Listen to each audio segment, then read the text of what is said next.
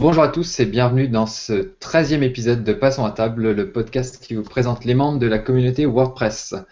Alors aujourd'hui, j'accueille, j'ai envie de dire, un poids lourd de la communauté. Donc c'est non pas par rapport à ton, à ton poids, mais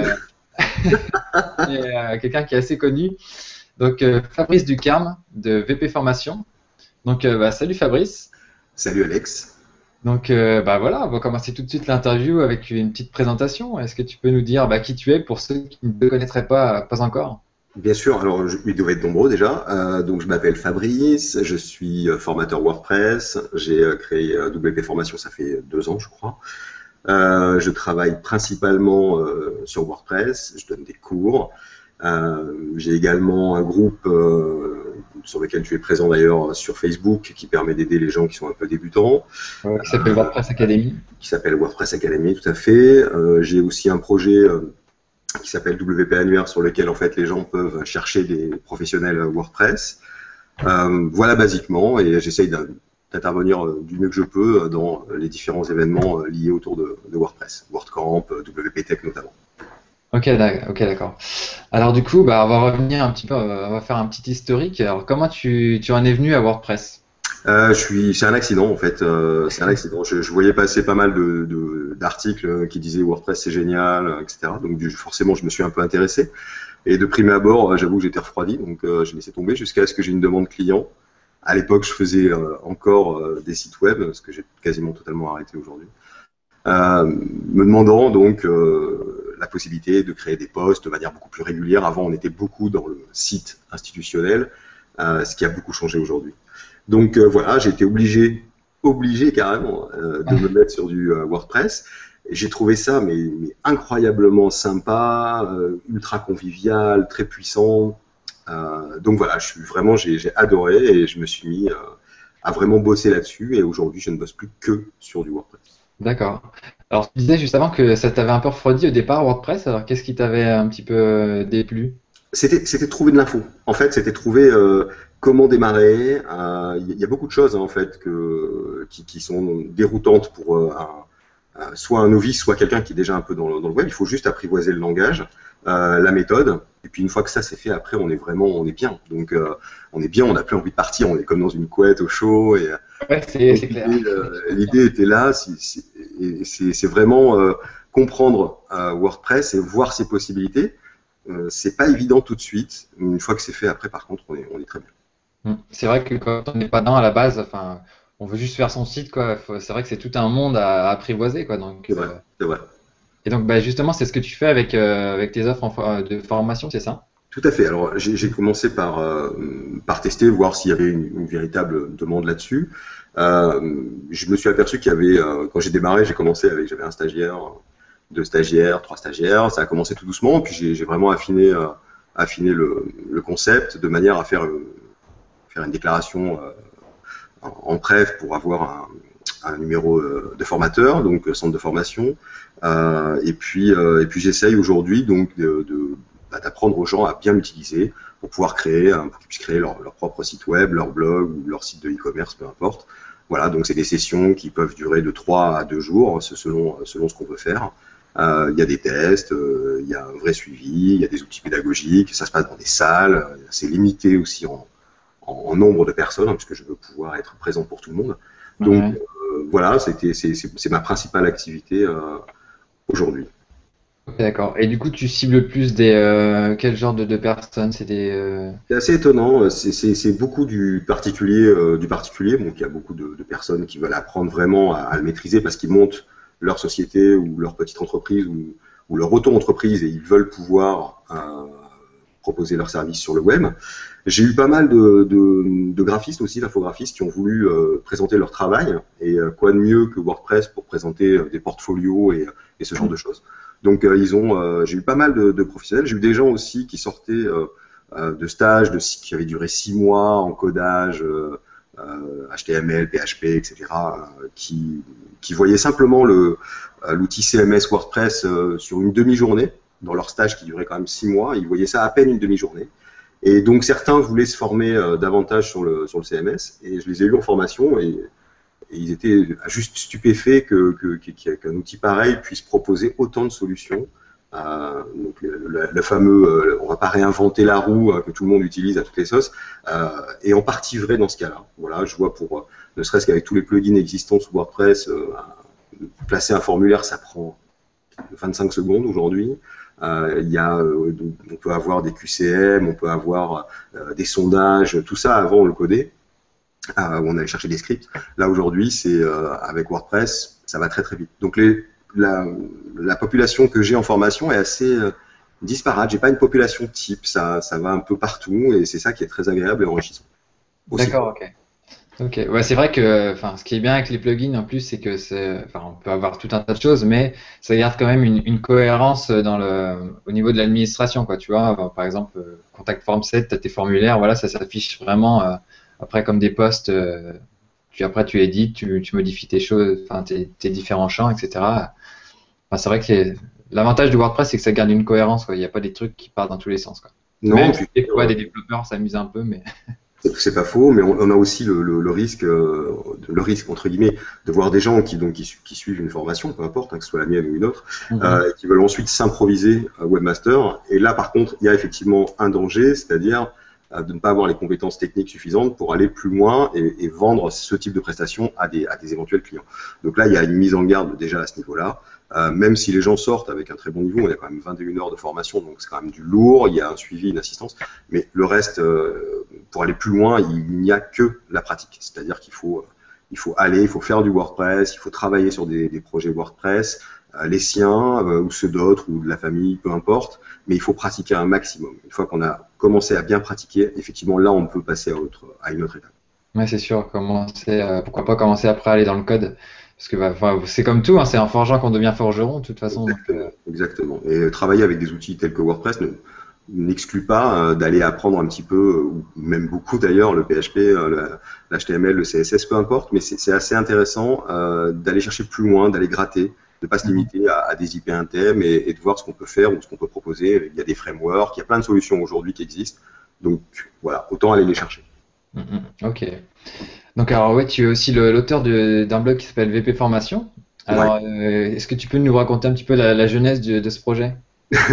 Ça part ça part d'une erreur en fait, comme toujours. Ça part du site vitrine que je crée à l'occasion du lancement de mon centre de formation et je trouve un magnifique nom de domaine libre qui s'appelait, alors attention, accrochez-vous, ça s'appelait formation-création-site-internet.com. Voilà, donc C'est c'était un pire que magnifique. moi avec WordPress Theme Pro, quoi, j'ai envie de dire.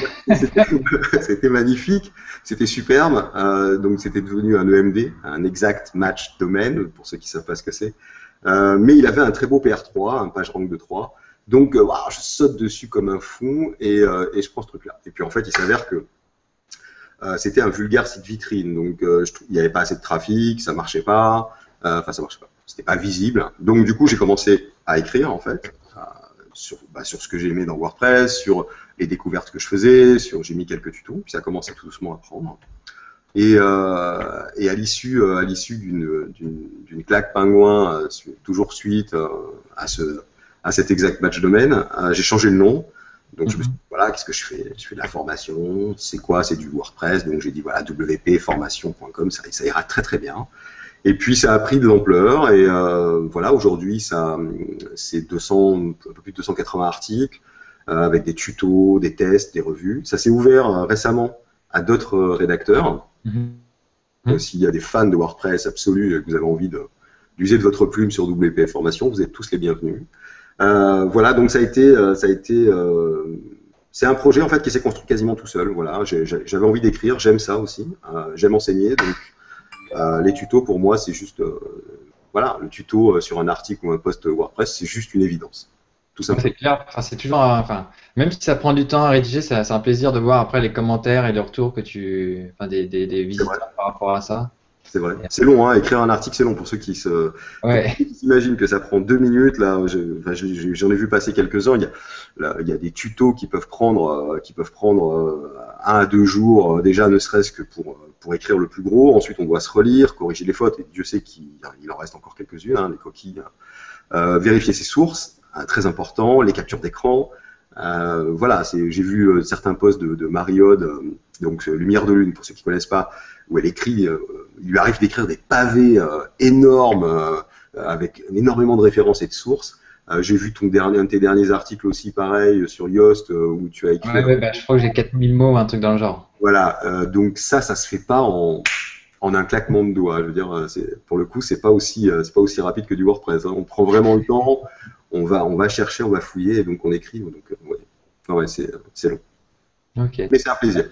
Ah bah c'est clair. Et du coup, ouais, donc comment ça se passe tes journées, une journée de Fabrice Ducarme, comment ça se passe? Oula, c'est très très disparate. C'est-à-dire que j'ai des journées où je vais être comme un fou en train de bosser.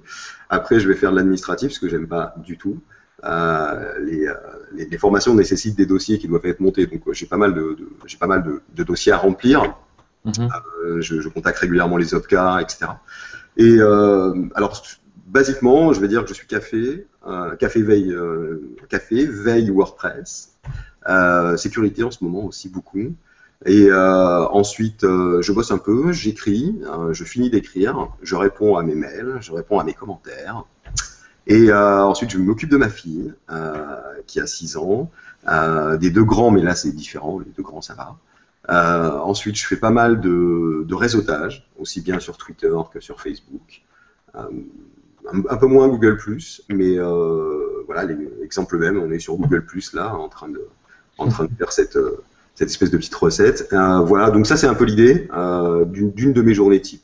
Voilà. Mais je suis un lève très tôt, en général 5 heures du matin, et je coupe mon ordi, je ne touche plus à mon ordi aux alentours de 18 heures. C'est terminé, je ne bosse plus. D'accord, ok, Voilà. ça marche. Ok, alors bah du coup, je suppose que ton blog t'a quand même pas mal aidé au niveau de ton parcours et de ta formation pour obtenir des clients, quoi. Alors, ouais, alors je les appelle pas des clients, je les appelle des stagiaires. Ouais, Il y a un c'est-à-dire. lien, c'est étonnant, mais c'est juste une façon de le dire, mais il y a un lien qui se crée, c'est-à-dire que je suis très très fier quand je vois leur site sortir. Voilà, il y avait rien, et puis tout d'un coup ils sortent leur site web, et j'ai donc participé à ça, et je suis vraiment très très fier. Je les garde en contact. Alors, théoriquement, je suis censé les accompagner pendant 30 jours. C'est bien donc juste théorique, puisque c'est pas vrai. Ensuite, je les recroise sur les réseaux sociaux. Il y a un forum, voilà, il y a des conseils, il y a un suivi. Donc, oui, le blog WP Formation m'a fortement aidé, puisqu'il est évident que ça pousse. Alors après, il y a entre guillemets le référencement, qu'il soit naturel, ou qu'il soit par le biais des réseaux sociaux, ça aide fortement de ne parler que d'une thématique qui va être WordPress. Et quand vous avez quelqu'un qui cherche formation WordPress, il y a de fortes chances pour qu'il tombe sur un article de WP Formation, en effet. Mhm. Ok. Alors, bah, on va parler un petit peu de WordPress plus en détail parce que je crois savoir que tu bosses aussi beaucoup avec WooCommerce. Je suis un fan de WooCommerce, ouais. Ouais. Ouais, ouais, je suis un Alors, est-ce que tu super. peux nous en parler un petit peu?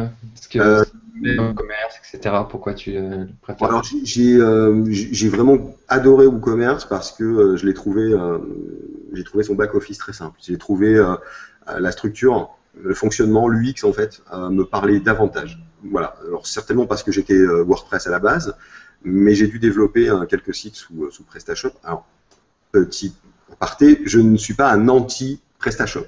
Voilà, je préfère le dire tout de suite. C'est juste de la merde, mais je ne suis pas un anti-PrestaShop. Donc c'est pas vrai. Voilà, je ne suis pas fan de cette solution. J'ai dû développer sous ça et j'ai souffert à cause de PrestaShop. Donc du coup, forcément, dès qu'il y a une autre solution qui s'est proposée à moi, je me suis juste jeté dessus. Donc j'aime WooCommerce effectivement. Je l'aime davantage aujourd'hui puisqu'il c'est très réactif. Il y a beaucoup de solutions, il y a beaucoup de plugins complémentaires. Notamment tout ce qui est paiement, où à l'époque on codait en dur. Maintenant, il y a des plugins qui C'est permettent local, quoi. de gérer le paiement par carte bleue. Il y a des solutions qui sont sorties maintenant pour gérer les abonnements, c'est tout récent. Voilà, WooCommerce, c'est un plugin qui est régulièrement mis à jour, il est entretenu, il y a un vrai suivi. Ça reste un freemium, c'est-à-dire qu'au départ, c'est gratuit. Mais les trois quarts des utilisateurs auront besoin que de la partie gratuite. Si on a besoin ensuite d'add-ons payants, effectivement, ça va jouer entre 60 et 90 $, mais ça reste un outil qui est juste fabuleux. Voilà, et ça fonctionne très très très très bien. Ok, d'accord. Alors, enfin, moi, personnellement, je l'ai jamais utilisé. Alors, si par exemple un débutant voulait se lancer, enfin, un débutant, entre guillemets, parce que je pense que pour se lancer dans le e-commerce, il faut avoir une petite expérience de WordPress déjà. Mais, C'est mieux, oui. par exemple, enfin, moi, je lance une boutique, on va dire physique, et enfin, moi, déjà, la première question que je me pose par rapport à e-commerce, c'est comment tu fais pour relier tes stocks par rapport à. Je suppose qu'il y a peut-être un add-on pour relier. Alors, c'est une très bonne question. C'est effectivement, il y a des CRM qui permettent ça. On peut aujourd'hui linker des CRM. C'est vraiment c'est encore un des points faibles pour le coup de WooCommerce. Par exemple, bientôt sur WP Formation, je ferai une comparaison entre WooCommerce et un autre plugin de e-commerce français qui s'appelle WP Shop, je crois, qui lui propose ça en natif. C'est-à-dire qu'en gros, tu peux avoir les deux. Tu as le logiciel de caisse, donc dans ton magasin physique, et la gestion de ton e-commerce en ligne, et les deux stocks, enfin le stock est relié et s'interface parfaitement. Il y a une parfaite implémentation. En revanche, pour WooCommerce, aujourd'hui, j'ai pas trouvé de solution qui me satisfasse. Mhm. C'est-à-dire qu'aujourd'hui, on doit gérer à deux niveaux. Donc, on gère sur la boutique physique, pour ceux qui en ont une, hein, bien évidemment, et ensuite, on gère sur le site web. Donc ça, effectivement, tu as raison. Il y a des add-ons qui existent, mais qu'on doit coupler à des CRM. Donc, en fait, c'est une partie un peu détournée. J'ai pas encore trouvé de plugin qui me convienne à ce niveau-là. D'accord, ok. C'est vrai, enfin, je me posais souvent la question, enfin, quand je vois passer WooCommerce, je me disais, ouais, mais c'est vrai, comment ils font pour relier les stocks, parce que sinon, ça doit être un peu le bordel pour. Ah, attention, Tu c'est vrai vends que trop et après que t'as plus, ça reste quand même, enfin, c'est pas si vieux que ça, WooCommerce. Faut pas oui, c'est oublier quand clair. même que WordPress tel qu'on le connaît aujourd'hui, a 11 ans, un peu plus de 11, ouais, 10 ans, un peu plus de 11 ans. Ouais. WooCommerce, qui est un fork hein, à la base d'un autre Ouais. de e-commerce, n'est pas si vieux que ça. Donc, ils ont besoin de temps. On en est qu'à la version 2 points quelque chose. Donc, on a quand même encore beaucoup de marge. Mais tout ce qui a été amené ces derniers temps, là j'ai vu qu'ils viennent juste de sortir la possibilité de remboursement en direct sur le site, ce qui n'existait pas auparavant. C'est-à-dire que D'accord. l'utilisateur pourrait se reconnecter et demander un remboursement. Il y a des choses qui sortent régulièrement. Et je pense qu'il faut leur laisser le temps. S'il y a une demande, ça sera développé, c'est une évidence. C'est une évidence. Ok. Alors, bah, on va pas laisser WooCommerce maintenant, mais quel autre plugin tu conseilles donc à tes stagiaires, j'allais dire tes clients, mais stagiaires. Alors, Après, enfin, tu me diras, ça dépend des projets, mais oui, généralement. ça peut dépendre des projets. Il y en a un vraiment dont je me passerai pas. Alors, je vais pas parler de SEO parce que là, pour le coup, en termes de Oui. SEO, tout le monde est d'accord. Je dirais Gravityform. Gravityform pour dès qu'on a besoin de gérer des formulaires un peu plus complexes. Voilà. C'est ce que j'utilise moi, par exemple, sur le formulaire contact du site, où effectivement la personne, elle a juste à suivre le canevas. Elle va dire voilà, je suis là pour tel truc. Il peut choisir trois options. Il choisit l'option 2. À ce moment-là, il y a un élément de formulaire qui apparaît. C'est ce qu'on appelle, entre guillemets, les conditions logiques. Ça peut aussi faire des calculs. C'est capable donc de gérer des devis en ligne. C'est pour moi le formulaire de contact ultime sous WordPress. Et comme j'ai eu dans ma jeunesse développer des formulaires à la main, à l'ancienne, je ne peux dire que c'est juste un bonheur d'utiliser un plugin tel que Gravityform qui est capable de faire n'importe quel formulaire, de répondre à n'importe quel besoin, tout du moins. Ouais, tu passes pas ta journée à configurer un formulaire, quoi. Non, non, pas du tout. Puis même, en plus, tu es obligé de te freiner un peu parce que tu t'enflammerais avec Gravityform tellement c'est puissant. Mais voilà, j'ai apprécié. Alors, c'est un plugin qui est payant, hein, il est donc premium. Mais si vous devez développer régulièrement des sites web ou que vous cherchez un formulaire extrêmement complexe, pensez à Gravityform, c'est vraiment très très bon. Voilà, c'est celui que je ne zapperai pas. Ok. Allez, un troisième plugin pour finir sur les plugins ou. Un troisième plugin, alors en général, j'ai bien aimé le plugin WP Rocket pour le cache. Ouais. J'ai trouvé sa simplicité incroyable et je le conseille aujourd'hui aux gens qui ont un peu de trafic et qui veulent un système de cache qui soit performant. Voilà, ça j'ai plutôt aimé. Voilà, basiquement, en formation, je conseille plusieurs plugins. La sauvegarde aussi, je fais attention à la sauvegarde. C'est les plugins sur lesquels je vais vraiment m'attarder, parce que c'est primordial à mon sens. Mhm. Mais basiquement, si je devais en retenir qu'un là, ça serait Gravity enfin que deux pour le coup, Gravity et WP Rocket, qui sont des plugins qui sont et puissant à la fois, et performant et puissant, et en même temps assez simple dans leur approche. Oui, ils font ce qu'on leur demande et il n'y a pas 50 000 options pour. Alors si, sur Gravity, t'en as plein, mais bon, Ouais, mais je veux dire, enfin, de base, tu sais où tu vas. oui, voilà. De base, tu sais où tu vas. Voilà. Après, non, après, j'ai pas d'autres plugins vraiment sur lesquels. J'ai fait attention par contre pour le coup. Alors, juste un message de prévention à l'usage de tous. N'installez pas n'importe quoi. Vérifiez que les plugins soient sécures et sûrs avant de les installer. Et avant d'installer un plugin, on sauvegarde. C'était le rappel prévention. C'était la piqûre. Ouais, c'est clair parce que des fois on se retrouve avec un style cassé. On passe encore plus de temps à le remettre debout que. Exactement. Exactement. Donc, juste attention à ces trucs-là. Voilà, c'était les deux points de rappel. Les Ouais, deux ouais. points de rappel sécurité et sauvegarde. Parce que ouais, juste pour un petit clic sur activer, ça peut être très dangereux, quoi. C'est vrai. Non, non, mais bon, après, je l'ai vu, mais même et aussi, j'en reviens pour WooCommerce, la toute dernière version qui est sortie nécessite que vos thèmes soient compatibles, puisque j'ai eu le cas de 2 ou 3 stagiaires que je suis qui ont mis à jour et ça a tout cassé. Le thème n'étant pas compatible avec les derniers protocoles de WooCommerce, ça a tout fait planter. Donc attention, sauvegardez toujours avant. Justement, en parlant de sauvegarde, tu utilises quel plugin? J'utilise plus de plugins, j'ai arrêté. Je suis un feignant, D'accord. ouais, je suis un gros feignant, donc j'ai utilisé un service en fait externe, un service tiers qui me permet pour une somme annuelle qui est pas élevée, hein, ça doit être 80 $ je crois, qui permet de sauvegarder l'intégralité de mon site, donc la base de données bien sûr, hein, d'avoir 30 photos, 30 instantanées que je peux restaurer, soit complètement, soit fichier par fichier. Voilà, ça s'appelle BlockVault. Pour ceux qui cherchent BlockVault, c'est vraiment un système qui est très simple, qui est très sympa, et ce qui fait que je m'occupe plus du tout de ma sauvegarde. Quand j'ai un problème, peu importe un piratage ou un plantage, je peux remonter sur les versions antérieures, restaurer à la volée en un clic, et ça se restaure en moins de 5 minutes. Donc plutôt agréable. Ah d'accord, c'est top ça. Je connaissais le nom, mais Pardon. donc à tester donc. Ah, Ok. Alors tiens, on va enchaîner avec les thèmes vu que tu as commencé à faire le pont avec les thèmes quand tu parlais de la mise à jour WooCommerce. mhm. Qu'est-ce que tu penses du marché des thèmes? Vas-y, dis-nous tout. Qu'est-ce que je pense du marché des thèmes? Tu es bien placé pour me poser la question, toi. Alors, le marché des thèmes, qu'est-ce que j'en pense? J'en pense que c'est vampirisé aujourd'hui. C'est vampirisé par les grosses plateformes, donc ThemeForest, Elegant Theme, WooThemes. C'est un vrai fouillis, c'est-à-dire qu'il peut y avoir du très très bon, vraiment de l'excellent pour le coup. Et puis il peut y avoir d'énormes daubs, des trucs codés avec les pieds. Donc c'est une vraie jungle. C'est abordable, ça en met plein la vue à tout le monde. Il y a certains thèmes qui sont absolument fabuleux, mais avec des temps de chargement incroyables. Qui sont aussi fabuleux, ouais. Fabuleux. Je veux profiter de ça pour rebondir d'ailleurs sur la faille Revolution Slider qui est liée à ça, à ce côté un peu bling bling. On a vu que beaucoup de thèmes arrivent maintenant avec ce qu'on appelle en bundle, c'est-à-dire qu'en gros je vous offre un thème premium, enfin vous achetez mon thème premium, mais en bonus je vous offre le plugin qui est basiquement payant, je vous le rajoute en add-on, donc je vous mets, ça peut être Visual Composer qui est ajouté dedans, ça peut être Revolution Slider, etc. Le problème, c'est que c'est très bien, c'est sympa, on fait quelques économies.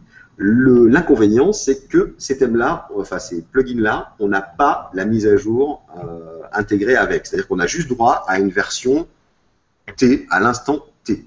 Exactement. Moralité, ce qui s'est passé, c'est ce qu'on appelle la faille Revolution Slider.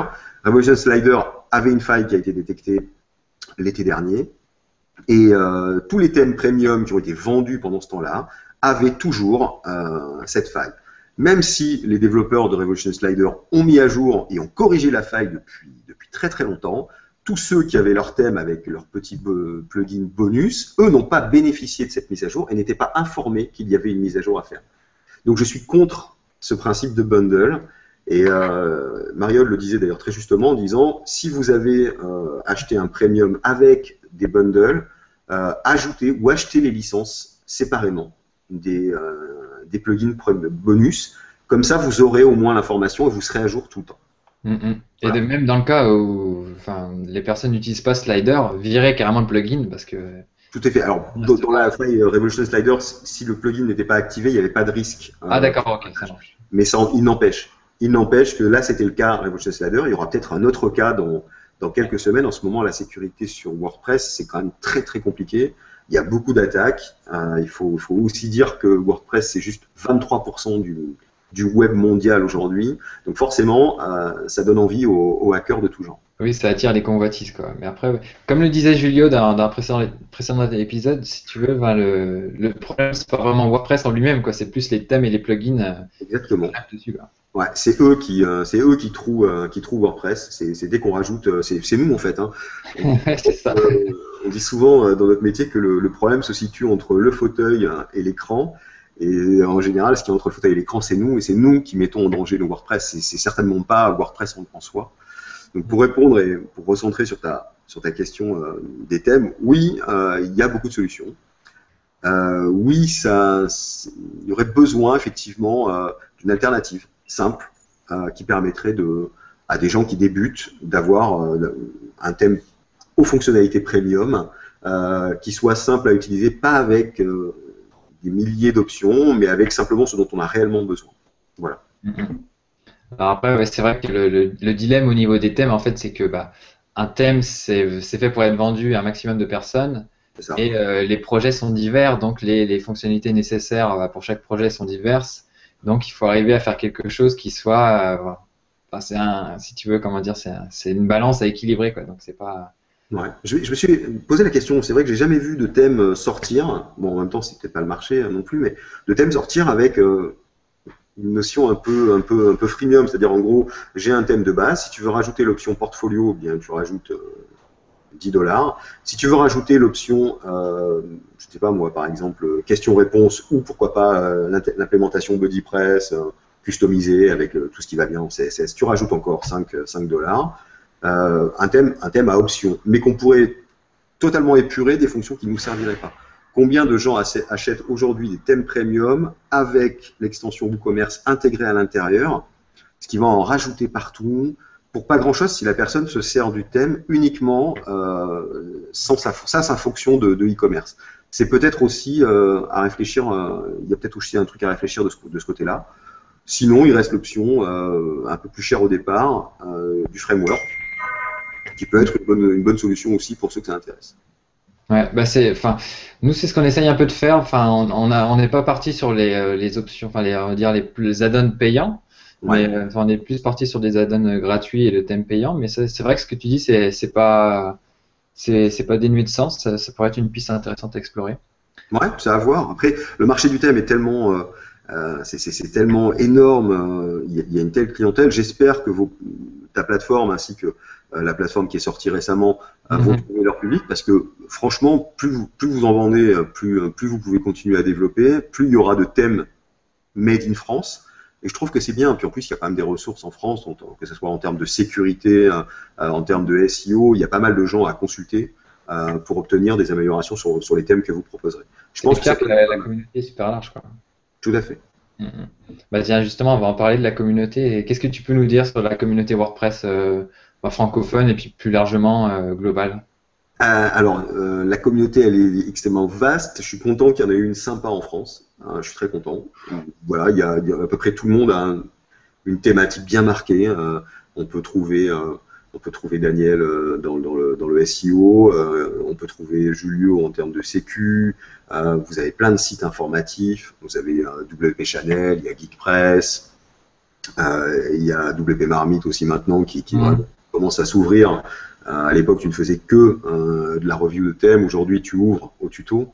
Ouais, c'est clair. Moi, je trouve que c'est une bonne chose. Mais voilà, après, la communauté française est vraiment très sympa. Je suis aussi quelques grands sites anglo-saxons, voilà, Taverne et d'autres, parce qu'il y a de l'info sympa. Il y a des articles qui collent vraiment à l'actualité de WordPress. En même temps, ils sont plutôt bien placés. C'est clair. Voilà, j'aime bien cette communauté.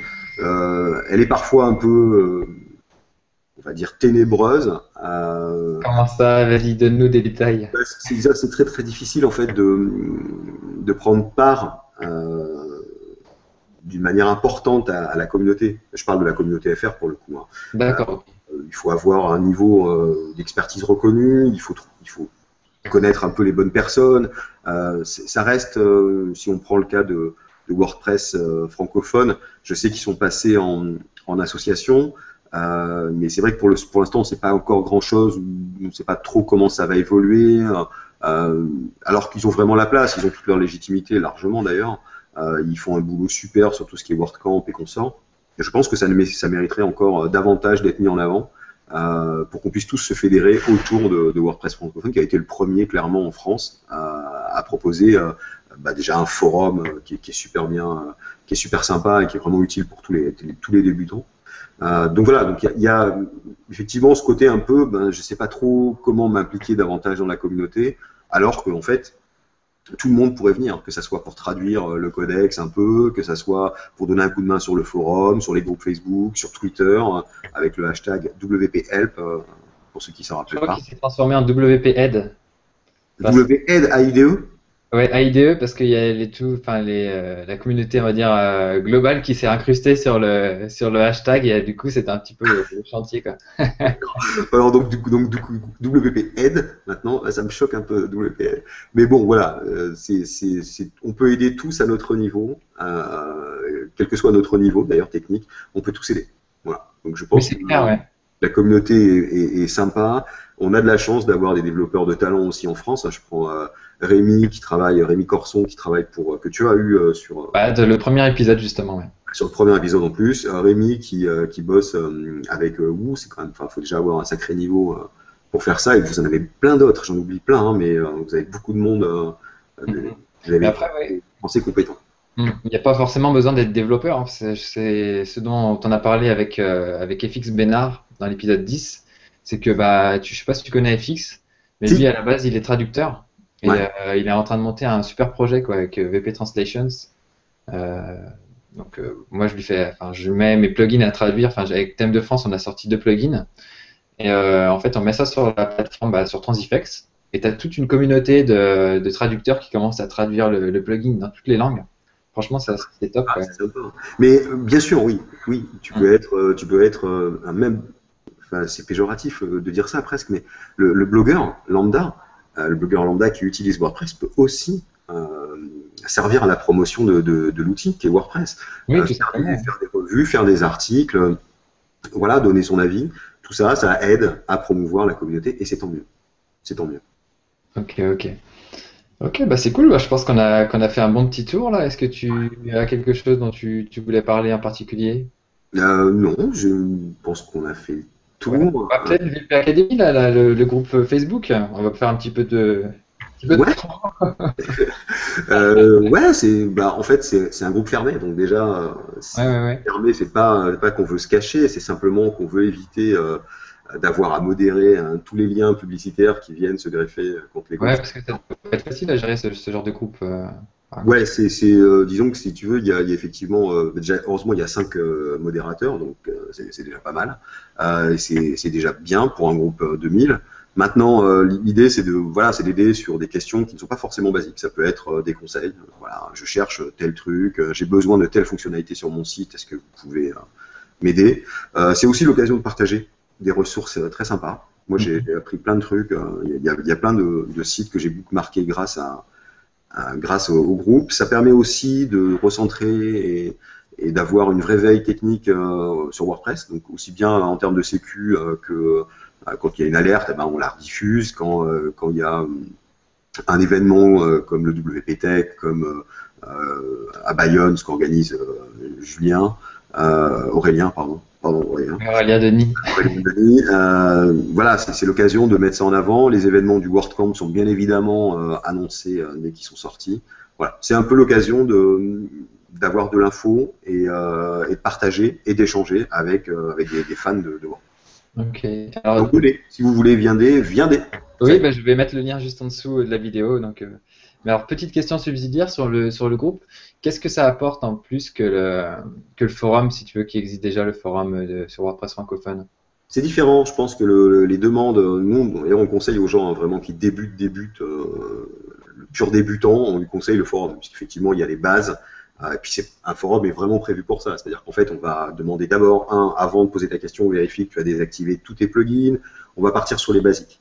On considère que sur le groupe, c'est des gens qui sont sur des problématiques un peu plus différentes, ou voire un peu plus difficiles ou plus techniques, Voilà, c'est juste une idée, mais la vocation première n'est pas de remplacer Oui, c'est complémentaire de toute façon. le groupe, le forum, c'est pas du tout. C'est vraiment juste quelque chose d'un peu différent. Voilà. Et quand il y a une question un peu plus pointue, un peu plus technique, c'est vrai qu'on a la chance d'avoir dans le groupe quelques pointures. Donc forcément, il y a des réponses qui sont bien plus ciblées. Ok, ça marche super. Alors, bah, dis-nous justement, pour terminer l'interview, où est-ce qu'on peut te retrouver sur Internet? Est-ce que tu peux faire un petit récap? Alors déjà pas après 18 heures. Je suis sur Twitter, donc @WPFormation. Je suis sur Facebook, pareil, WPFormation. Mhm. Google+, idem, je suis également présent. Et bien sûr sur le site, donc wpformation.com. Il y a WP Annuaire, donc ça c'est vraiment purement de l'annuaire. Ouais. Là, j'ai à peu près fait le tour et avec un projet qui devrait sortir d'ici. Ok, bah, je pense qu'on en reparlera d'ici Ouais. là. Ouais, j'en parle pas, tu vois, je fais un teasing, hein, mais j'en parle pas. Ok, ça marche. Euh, Ok, bah, merci à tous d'avoir suivi cet épisode. Donc, rendez-vous, cliquez sur le lien passansatable.com/13 pour avoir toutes les infos relatives à cet épisode, donc les adresses et les ressources dont on a parlé, si vous n'êtes pas sur le site, bien sûr. Et donc, abonnez-vous juste ici. Et puis, je vous donne rendez-vous au prochain épisode. Allez, salut à tous. Salut Fabrice. Salut Alex, merci beaucoup, à bientôt.